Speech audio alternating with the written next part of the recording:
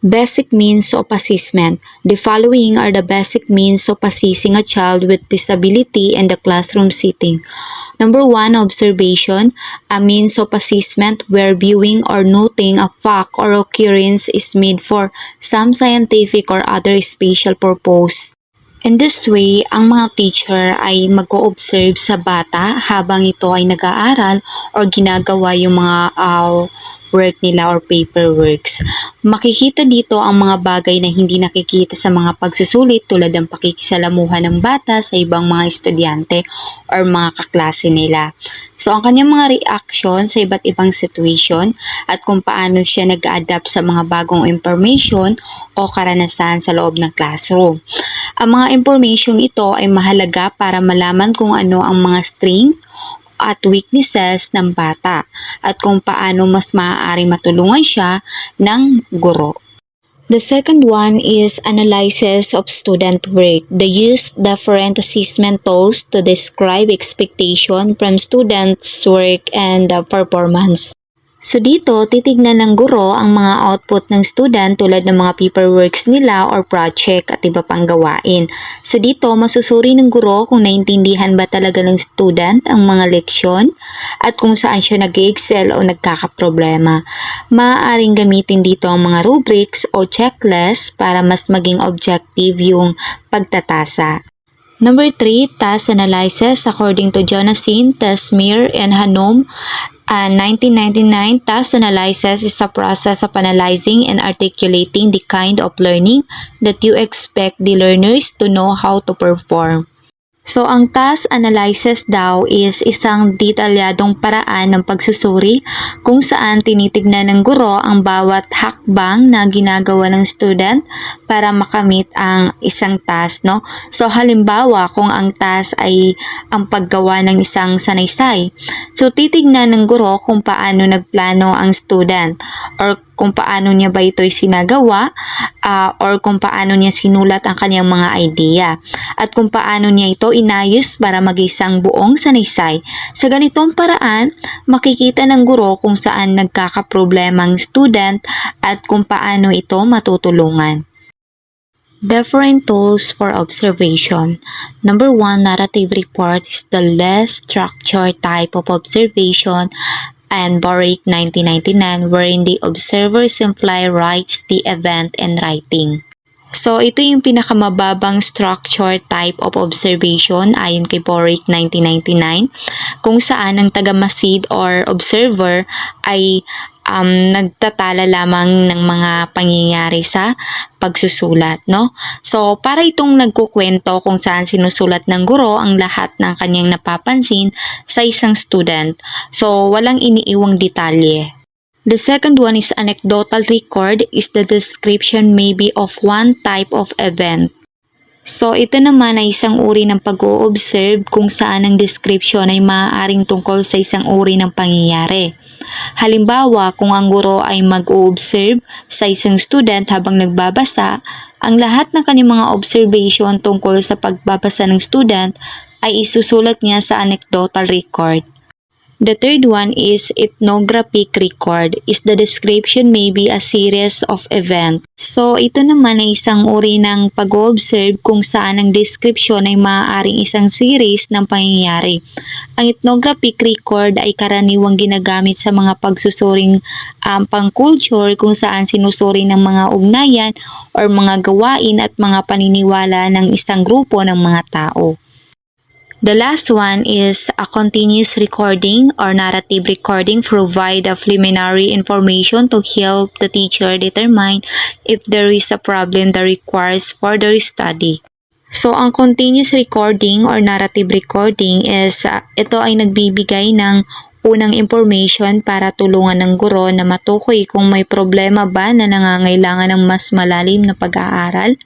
So, sa ganitong paraan, sinusulat ng guro ang bawat detail ng isang pangyayari mula sa simula hanggang sa wakas at ito ay ginagawa ng walang patid para sa isang takdang panahon. Steps in observing students' behavior. Step 1, identify and post description of the behavior to be observed. types of behavior. A. Discrete behaviors. Behaviors that have clearly defined beginnings and endings can be measured by counting the frequency or timing the duration. So, ang discrete behaviors daw ay mga kilos na may malinaw na simula at katapusan. So, maaaring sukatin ito sa pamagitan ng pagbilang ng frequency or timing the duration. So, the example is writing and spelling words, reading a paragraph aloud. The second one is not discrete behaviors, measurable behaviors during any given time period because an observer can determine whether a student is displaying any behavior. So, sa not discrete behavior naman is ito na yung mga kilos na maaaring sukatin sa anumang ibinibigay ng panahon dahil maaaring matukoy at ma-observe kung ang student ba ay nagpapakita ng anumang kilos. Example, it is difficult to detect the precise starting and ending points of behaviors such as staying on a task and swearing on classroom. Step 2. Select a measurement system. A. Frequency refers to the number of times a certain behavior occurs. So, ito naman is tumutukoy sa bilang ng mga beses na nagaganap ng isang kilos. So, we have example here. The teacher may be interested in the frequency with which Gav is able to complete his math assignment. The second one is duration is the measure of the length of behavior, that is how long it lasts in terms of seconds, minutes, or hours. So, ito daw ay sukatan ng tagal ng kilos or kung gaano katagal ito sa mga seconds or minutes or oras. Measurement system, discrete behavior. A. Event recording is the frequency of a behavior noted in this system.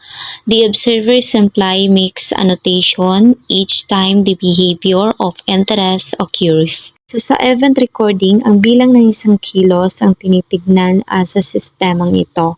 So, ang observer ay naglalagay lamang ng noted or note or checklist tuwing nagaganap ang kilos na kung saan interesado siya.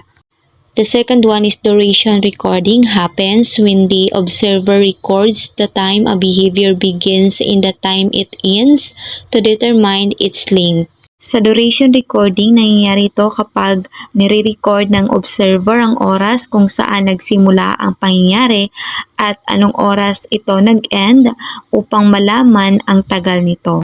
The third one is latency recording occurs when the observer determines the amount of time it takes a student to begin doing something. For example, the teacher might be interested for how long it takes Jennifer to begin reading her library book after she returned to the classroom for recess. Sa latency recording, nangyayari ito kapag tinutukoy ng observer ang dami ng oras na kailangan ng isang student upang magsimula sa isang gawain. No? So ayon sa example, ang guro ay maaaring interested kung gaano katagal bago nagsimula si Jennifer sa pagbabasa ng kanyang aklat sa library matapos niyang bumalik sa classroom mula sa recess. For non-discrete behavior, according to Alberto and Rothman 1990, the use of interval recording and time sampling is recommended. Several variations of interval recording and time sampling are as follows. The first one is full interval recording. The student is observed for the entire interval and the observer notes if the target behavior occurs continuously throughout the interval. Observation intervals are very brief, usually only a few seconds. Sa whole interval recording, binabantayan dito ang student sa buong interval. No, tinitingnan ng observer or teacher kung ang target behavior ay nangyayari or nagaganap ng patuloy sa buong interval. So, ang interval ng observer ay napakaikli lamang. No, usually ito ay seconds lamang. The second one is partial interval time recording. The student is observed for the entire interval, but the observer only notes if the behavior occurred at least once during the interval. Again, observation intervals are very brief. So dito naman binabantayan ng students sa buong interval pero tinitignan lamang ng observer or guro kung nagaganap ang behavior kahit isang beses man lang sa loob ng interval. The third one is momentary time sampling. The student is observed only at the end of each interval at the time the observer check to see if the behavior is occurring. Intervals are usually longer, 3 to 5 or even 15 minutes. So dito, binabantayan lamang ang students sa dulo ng bawat interval. Sa oras na iyon, tinitignan ng observer kung nagaganap ang behavior.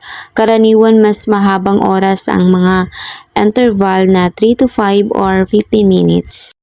Step 3, set up the data collection system. Question to be answered include the following. The first one is when and where will the observation take place? Second one is how many observation periods will there be and how frequently will this occur? Third one is who will act as the observer? And last one, how will observable data be recorded? So here the classroom observation techniques for teachers. A. It is not necessary to stop teaching to observe. In fact, it is almost impossible to teach without observing. Try the following suggestion for integrating observation into your classroom procedures. Number 1, carry a small card such as an index card. List the names of the 2 target students and the problem behaviors you wish to observe on the card. Number 2, require students to record on their in-class work, their starting and finishing time. Number 3, carry a stopwatch to measure the duration of behaviors. And number 4, to count behaviors without interfering with the operation of the class. Use waste counters, supermarket counters, paper clips moved from one pocket to another, navy beans in a cup, and other inexpensive devices. Number 5, have a seating chart in front of you as you talk to the class. Number 6, recruit volunteers to observe in the classroom.